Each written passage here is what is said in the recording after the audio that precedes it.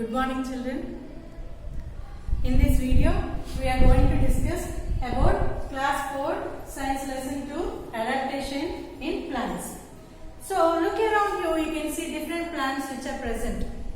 So, very greenery, and we see the scenery. If we see the green plants, the scenery around us, our mind feels very relaxed. So how different animals live in different places, even we also live in different places. In the same way, plants also live in different places. So the place where a plant lives is called as habitat of that particular plant. So the plant where it lives naturally, it is called as a habitat of that particular plant. So different animals, they live in different places. That means some plants, they live on land. So those plants are called as terrestrial plants. And some plants, they live in water, and those plants are called as aquatic plants. So the plants which live on land are called as terrestrial plants, and the plants which live in water are called as aquatic plants. So many of the plants, they acquire some features, some special features to protect themselves from different environmental conditions. So that particular features are called as adaptations. What we call them as adaptations. So the special features which a plant acquires to protect itself from different climatic conditions, those features are called as adaptations. So different plants, they live in different places, and each plant, it has some special features to survive in that particular habitat. So now let us see the plants which live in plains. The plants which live in plains. The plants which live in plains. So now let us see what are the adaptations of terrestrial plants. The plants which live on land. So what adaptations these plants will be having. So first let us see about the plants in plains. So the plants which live in plains, they generally shed their leaves during the winter to protect from the cold. So all the terrestrial plants, they shed their leaves. The plants which live in plains, they shed their leaves during the winter season. So all these plants, they have lot of branches and leaves. So they shed their leaves during the winter seasons to protect from the cold. So some of the examples are neem, banyan and peepal tree. So all these are the plants which live in the plains. So all these plants are the examples of terrestrial plants which grow on plains. So now let us see about the plants on the mountains and hilly areas. So if you observe the plants or the plants which are present in plains and mountains, there will be a difference in the shape and size. So the plants which live on mountains and the hilly areas, they will be very tall and will be straight and will be in cone shaped. And even the leaves of these plants are coated with wax. They are coated with wax in order to protect damage from the snow. So what are the examples for the plants that live in the mountains are pine, pear and cedar plants. So all these plants, they grow on the mountains or any hilly areas. So these will be long, tall, straight and they will be cone shaped. And all the plants which grow in the mountains and hilly areas, they does not bear any flowers. Instead of that, they will be having cones to them. So in which seeds are present inside them. So all the plants which live in the mountains, which grow in the mountains in the hilly areas, they do not have any flowers. They have cones in which the seeds are present. So now let us see what are the adaptations that are in plants which are present in the deserts. See, in most of the desert plants, most of the plants, they do not have leaves, and they will be having a fleshy stems.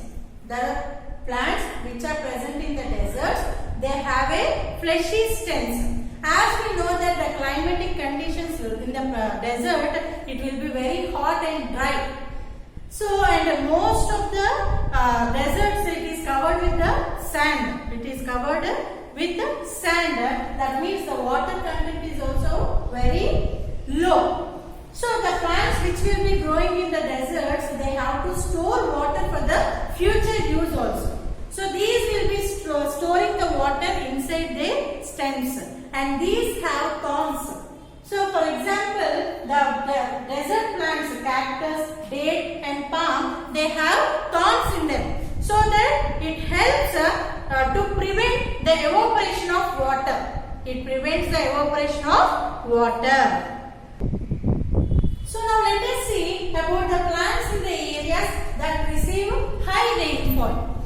So the plants which live in the which grow in the places where we get more amount of rainfall, here they do not shed their leaves. The plants which grow in the areas which have high rainfall, they do not shed any leaves. They are also called as evergreen plants.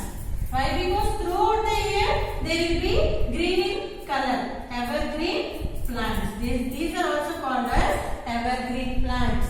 So example, rice, wheat, rubber, teak and even cotton. So like this, even sugarcane, these all are evergreen plants. Why? Because they do not shed their leaves. Throughout the year they will be green in color. So these are also called as evergreen plants. Why? Because as they will be receiving high amount of water. So that is the reason they throughout the year they will be green in color only. They do not shed any leaves. So now let us see about plants in muddy swamps. So plants in muddy swamps means here the surface of the earth, it is covered with water and clay. So even these are called as marshy lands also. So the roots of the plants which are present in these muddy swamps, they do not get sufficient air to breathe. So what here the plants will be doing, the roots of these plants will grow outside the soil to breathe the air. So for example, mangroves. So the roots of these mangroves, they will be growing outside the soil in order to take air. So in this way, the plants in the muddy swamps, that is in the marshy lands where the water will be covered with, the soil is covered with water and clay. So the roots does not get sufficient air to breathe, as it is always covered with air and water and clay. So these roots, they do not get sufficient air. So the roots will be growing outside the soil, above the ground. So the roots will be growing above the ground to breathe. So now let us see plants in the coastal areas.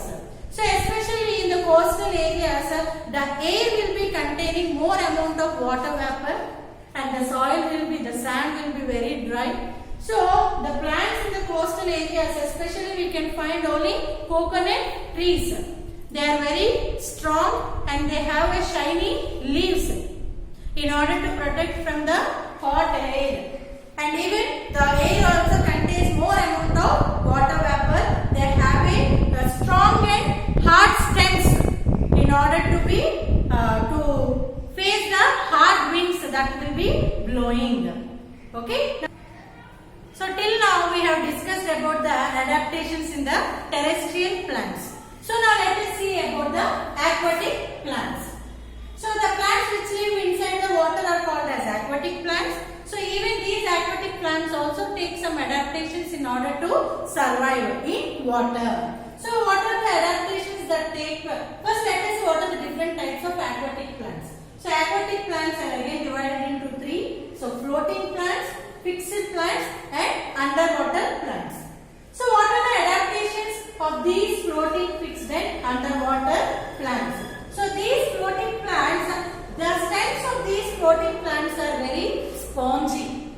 The stems of these floating plants are very spongy and light in weight, so that they will be floating on the water. So example of floating plants are water hyacinth and duckweed, etc. So these are the examples of floating plants. As the stems of these plants are very spongy and light in weight, this helps them to float on the water. So now let us see about the fixed plants.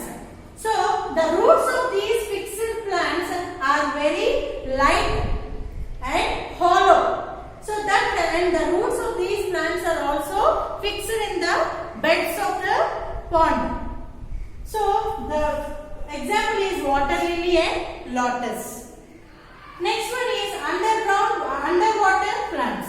Underwater plants, they are submerged inside the water, and the example is state grass and pondweed. So these plants, they do not have any stomata. So they will be breathing with the help of the surface of the leaves. The surface of the leaves will only take the air which is present inside the water. Now let us discuss about the bits which are present in your page number 161.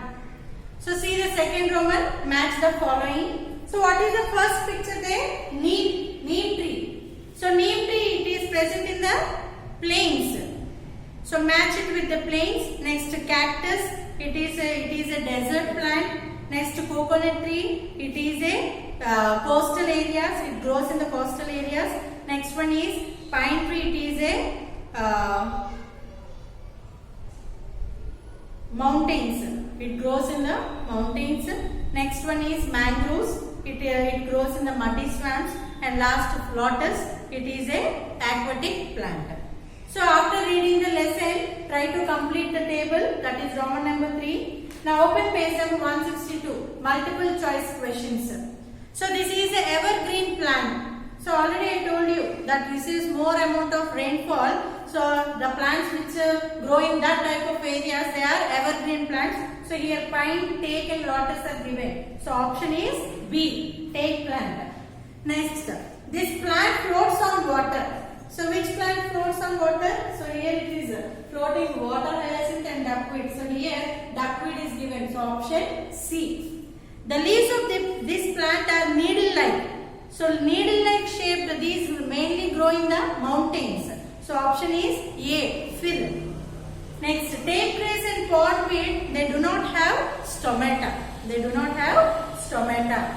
This part makes food for a desert plant. So in desert plant mostly the food is prepared by stems. So option is C. So try to color the cactus and lotus. It is a fun activity.